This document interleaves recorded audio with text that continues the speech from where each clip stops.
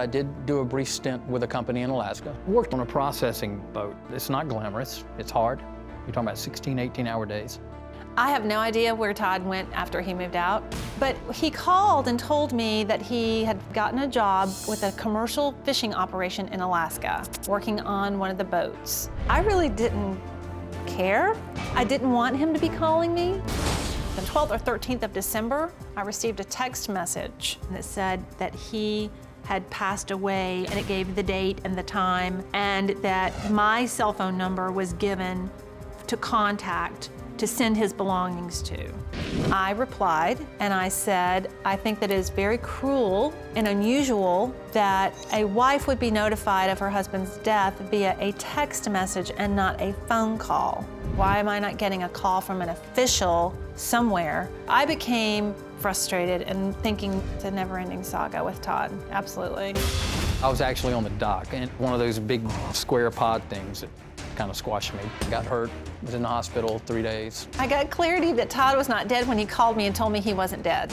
I said, Deborah, there's been a misunderstanding. You know, nothing happened to me. I got hurt, but everything's fine. I just became completely and totally incensed. It was all planned. Okay, now, I've watched Deadliest Catch a number of times. Out of all the jobs in the world, why do you want to work on a crab boat? That just seems like a terrible job to do. Well, I actually wasn't on an actual boat. There was a gentleman there, and I'm funny about that. I wanted my contact information given in case anything happens. I left Deborah's, of course, you know, we're married, so I left her contact information, email, telephone number. I left To her, JF? To Josie, yes. Yeah. And well, the initials were JF. And I left, I think I left her mother's name and number. I left a former employer. Okay, well, he sent this picture. Can I have the picture up? He sent this picture, and he says, that's you, second from the left. No, that's not me. And this was in December. We actually found this picture. It was posted on a Ukrainian website in May of '09. Yes. Yeah, I have no not answer funny. for that. No, that was posted on a Ukrainian website in May of '09. It's not Wow. funny. This took place 7 months before he supposedly was this guy. Yeah. And you went up there November 26th, right? Around the end of November. It was right around Thanksgiving. I think It was November 26th. I mean, that's when you sent the last email to her saying, Yeah. you know, it's either because I'm feeling nostalgic because of the holidays, Correct. or that I'm leaving tonight. I was up and down. That was on the 26th, and then you left and went to Dutch Harbor. Correct. And started this job. Now, I wasn't there very long. did you fake your death? No, I did not. How long did you work up there? You were in the hospital 3 days. Yeah, it was a few weeks. I mean, it wasn't. I didn't even complete it's usually about a 2.5 to 3 month stint. Yeah. I didn't even complete it.